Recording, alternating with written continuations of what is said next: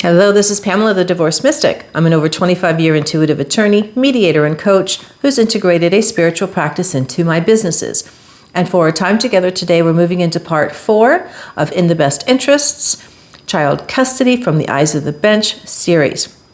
As a quick reminder, in parts 1, 2, and 3, we talked about the best interests of the child standard, what it is and how it's used, and we started a deep dive into each of the factors that a court considers when making a custody determination. We talked about the status quo. We talked about the propensity of one party to foster a good relationship between the child and the other parent. We talked about the health and mental health and welfare of both the parents and the child and how that works.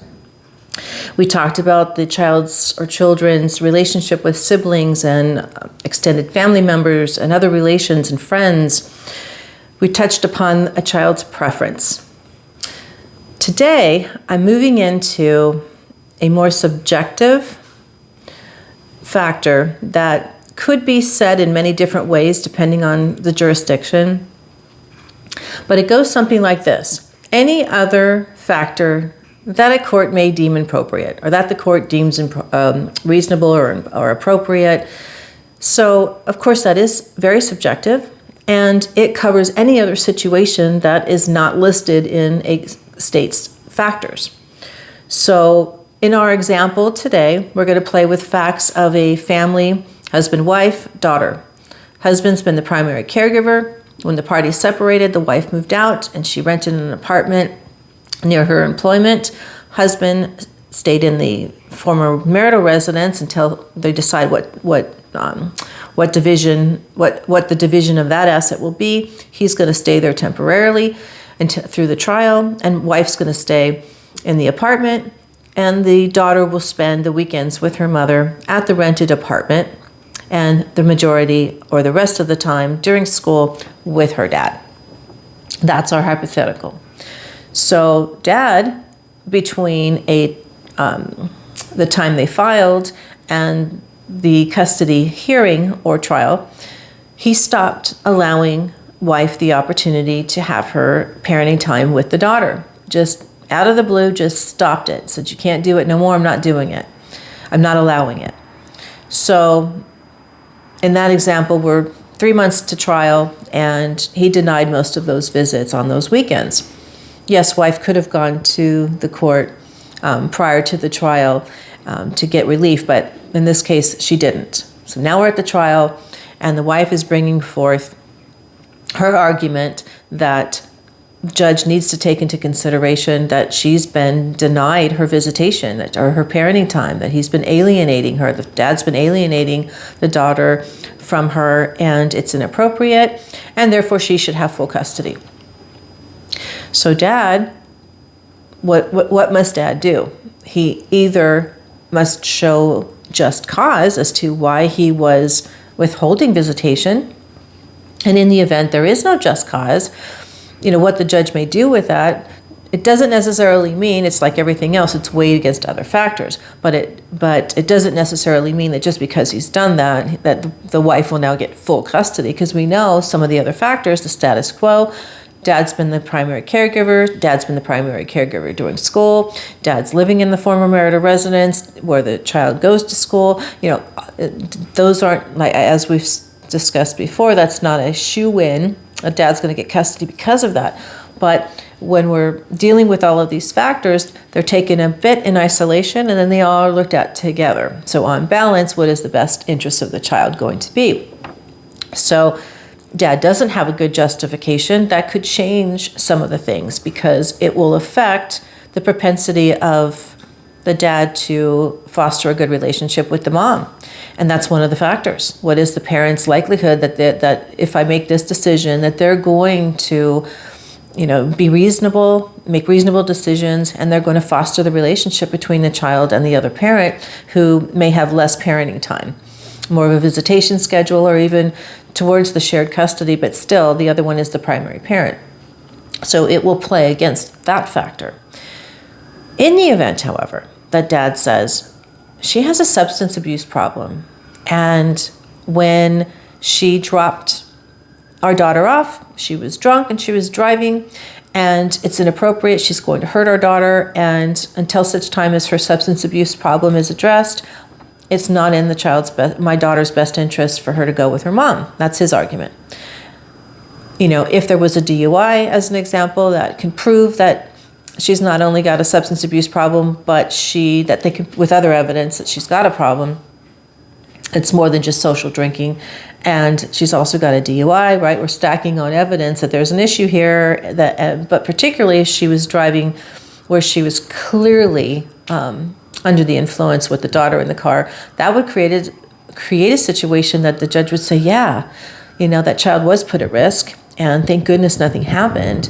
And actually, there is some justification to why this particular dad would prevent the daughter from going to visitation with her mom. So we've got to consider, though, that the judge just can't make a decision. He can, or she can. They're not likely to say you can never see your daughter until you get your substance abuse handled. So in that situation, there's precautions that would be taken. Perhaps in that situation, the judge would think that factor outweighed some of the others. And mom may be prevented from, it could go from a simple no drinking or no substance abuse, no ingesting any substance, whether it be alcohol, drugs, or otherwise, while the child is in her care. It could be something as simple as that. There's no supervision. It's just an order that says you better not. Well, that does leave a little bit of an onus on the other party and others to make sure that she doesn't, right? You have to kind of catch somebody not doing what the order says under that circumstance. So it depends on how severe the issue was as to whether or not it'll be a simple order that says you can't drink while your daughter's in your custody, and that's fair. On a more severe case, it could be a supervised visit only. The only way that you're going to have good quality time with your daughter is in the care or supervision of somebody that's appointed by the court, or an approved supervisory either person or supervised facility that does just that. They host supervised visits. But either way, the judge is keeping in mind that it's this child's right to be with her mom.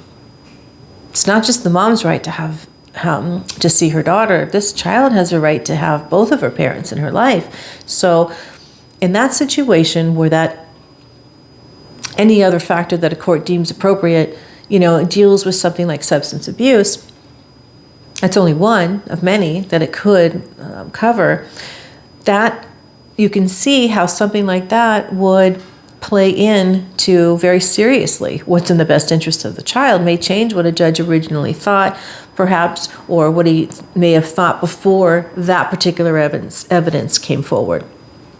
So in that situation, the judge, a substance abuse issue, the judge may say that she has to have a sober link, hookup. And what that is every time she gets in the car to come pick up the daughter or take the daughter in the car, she has to blow into the sober link system and blow clean before that she can have her visitation. That's another option.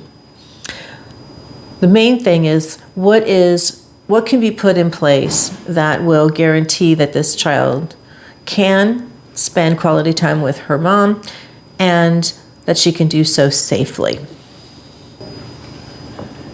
And finishing up with we talked a little bit about the legal custody. And remember, legal custody is all of those decisions that, such as religion, such as what school a child goes to, what doctors they go to, what procedures they can have, all of those things that fall under the legal custody umbrella. When you have a situation that the parents are communicating okay, they're not terrible, they're not perfect, but they're not terrible. In most cases, both parties have a right to make decisions, legal decisions, and so if the judge is comfortable that they're going to have a hard time, but they both have a right to make decisions. In that case, there's going to be a joint legal determination in most cases. So if they feel, though, that they can't decide what's right or wrong, they can't make good decisions because they have different opinions on things, and they always have, and this child, to make a decision, it's really going to take a court determination each time. Maybe the court feels that it's best to give one party legal custody. Either way on that spectrum, there is other steps that a court may take, such as requiring that the parties go through a co-parenting or a family case software program, such as a Family Wizard or something like that. What does that mean, or how does that work? One example is just all communications regarding the child are through that particular Family Wizard, as an example, so that all of the conversations are recorded. And the judge can help limit the communication to particular issues and set forth orders on how people can communicate. I hope that hearing that, after hearing parts 1, 2, and 3, that doesn't sound exciting to you. That all communication, unless you're in a situation, again, like I said, I didn't want to continue to say if there's an abuse situation or, there's a reason to protect yourself or your child, different, but totally different. But in a situation that it's just normal, there's going to be normal disputes, like every family and every set of friends and every certainly set of co-parents has disagreements. If it's just that, then I'm hoping that just the sound of having to type something into a program so that the judge or other experts can review every single thing you've said to each other if something should come up or if there's a dispute. It doesn't sound very fun, and it's not very fun. And most people who, like I've said many times in the previous videos, people who get caught in the court system, that's the way they are. They're looking for they're not looking for it. They fall into the trap that every decision that needs to be made regarding themselves and their children are made by the court. If I've caught you in time, as I've previously said, I'm hoping that you can see some of these things and how powerful it is to remember that your family is still a family and that you can do this together. You can divorce together as a family. You can do it holistically. You can come up with arrangements that are good for you and your children, unless you truly need the court to come in, like a situation where there's a substance abuse problem.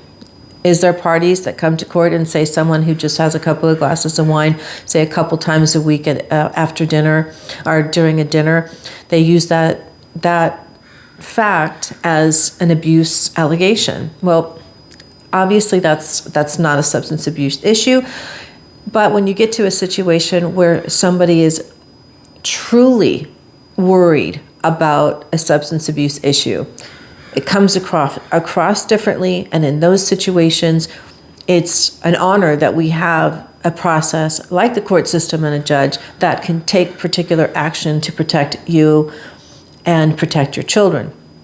But if that's not the case, allowing someone to dictate, which is a dictatorship if you think about it, without the need, but allow someone, even though you don't need them, to decide what's going to happen with your children, where they're going to stay and when, what activities they can be in and when, and how you're going to talk to each other. It goes from a complete freedom lifestyle in most cases to one that is controlled and long-term. So until it's changed, you have to abide by whatever the judge says, unless it's appealed and you win, and it's retried and you win, or it's overridden by a new order. So it's the most important decision you make is how are you going to handle your custody issues in a divorce. Are you going to leave it to the court system? Are you going to try to do it holistically? If you are going to do it through the court system, learn how to hire the right attorney, learn what's important to you, make sure that you understand the laws in your jurisdiction before you make a decision or before you even file a pleading, again, unless it's an emergency. Make sure that you're making each decision consciously and with clarity and from accurate information. Information from your jurisdiction, from a professional in your jurisdiction on how and what to look for, what to look for, what you can get, what you should do, what you shouldn't do, which factors, what the factors are, and how are they weighed in that jurisdiction. Do your due diligence. If, however, you think that there's a potential that the two of you can work together holistically, there are child support or child services. There are people who specialize in just that. Child specialists that you can go to and hire, even if it's just for a recommendation. You can try to work some things out together and then have them look at it. Perhaps maybe meet with you and then the child separately, each of you and the child separately. So yes, it does cost money, but it's nowhere near the cost of litigation. So mediators, there's some very good mediators that have done it, and they can help you in terms of, during the mediation, what other professionals can be brought into the case. Many times when I do a mediation case, I will refer the clients to a child specialist, to a financial specialist, to a real estate specialist, depending on what we're looking at. That's what dictates what the parties' needs are, because each case is separate, each case is different, the facts are different, and so therefore the needs of the family is different. So as you move forward, trust that you are the parent and your co-parent are the best ones to make decisions regarding what's in your child's best interest. Remember that you're a family, and you're going to be a family at the end of this, and it's you and your spouse, now your co-parent, that can dictate how long that process is and when will you get to the other side and what's it going to look on the other side. You can design that all by yourself with help, in other words, without the court, without a judge. Unless you're, again, in need. I'm just now focusing on those that don't have those specific issues of needing of protection and other nuances, that you may disagree a little and you may argue a little, and you're not particularly fond of each other at this moment because that's why you're divorcing. It does not mean that your parental role as joint parents or you're still joint anchors for your kids, your child, or your children going forward, and always will be. So if they see you being, like I've said, those anchors, you're solid. You're not flapping around and making unreasonable and irrational decisions, and you're working together with that focus of what is in our child's best interest, and you're each willing to do and bend in that way, right? Compromise. There's always going to be compromise in a divorce, whether it's in a financial situation or a child custody situation or a division of an asset or a liability. There's always need for compromise. There's no way that there's going to be ever a complete win-win-win for everybody. But when you have the child and children and two parents, the win-win-win is understanding that family still is a family unit. It just looks different. And what is it going to look like for you is going to be determined and dictated by you, hopefully, because if it is dictated and designed by a court, that's not unique to you. That's unique. That's just a, best case scenario from a party, a judge, whether he or she has the help of other experts or not, who don't know your children at all. They don't know your dynamic. They don't know what their needs are, and they only hear about them from a short period of time, whereas a 1-day trial or a 5-day trial, and then whether it's one expert or no experts, that's a limited amount of space, a limited amount of time and information. It's like reading the chapters of the book. You're looking at a chapter in the first couple of sentences of a book and thinking you've read the book. So keep that in mind. Know you've got this. Get the information that you need, remembering this is informational and educational only, but I hope that it's touched you in a way that you will value yourself, value your spouse, value your parenting role. Know that you're the most special asset for those children, and you can protect their interests, and you can show the world what it's like to be a family in transition, remembering that there's going to be a lot of families in transition coming up.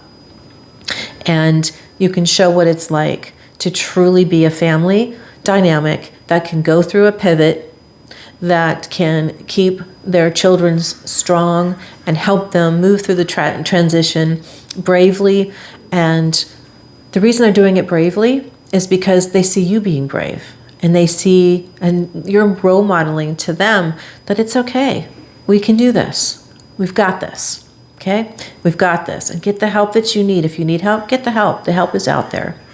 But truly, the amount of money, so financial, emotional, and damage or destruction that takes place during a custody trial can truly be prevented. If you have that conversation first with your spouse, what do we want? And get the information that you need so that you really know what you're getting into before that piece of paper is filed with a court. Because a lot of times once the paper's filed, like anything else, it's really hard to pull out. And even those cases where the paper's filed and then there's a mediation or a settlement discussion that ends up in a settlement afterwards, it's never going to foster a really good, loving, trusting, co-parenting relationship, because it starts with a foundation of adversity. It starts with the foundation of me against you rather than we for our family.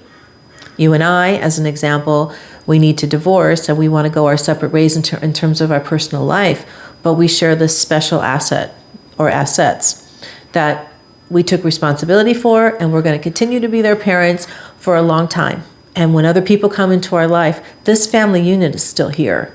It's just going to look a little different. Again, you've got this. And until we meet again, my friend, namaste.